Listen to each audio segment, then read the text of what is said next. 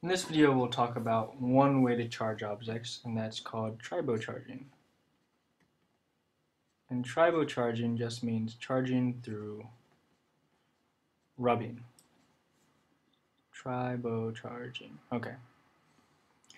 And over here I have the triboelectric series. And the triboelectric series is just a list that shows you how different materials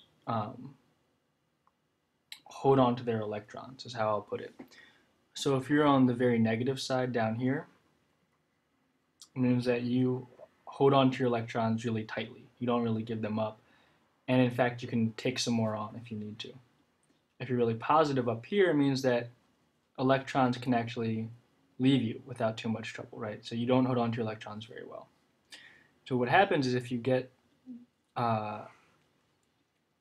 two things in the triboelectric series, one that's fairly positive and one that's fairly negative on the series, you can end up charging them if you rub them together. So if you have some rabbit fur, right? So rabbit fur, if you find it on there, is pretty positive, which means that it gives up electrons.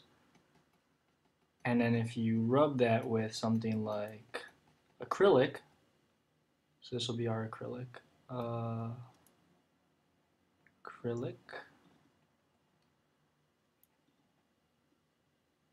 and then you have Petey the rabbit here.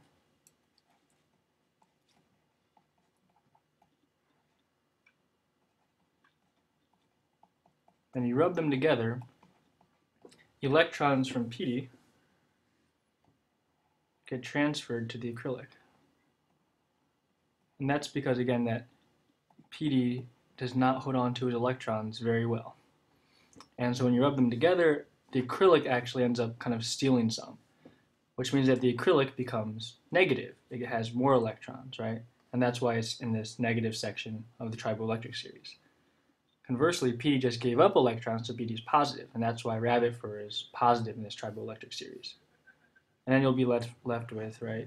So you have the acrylic, which will now be negative, and the rabbit fur, which will be positive.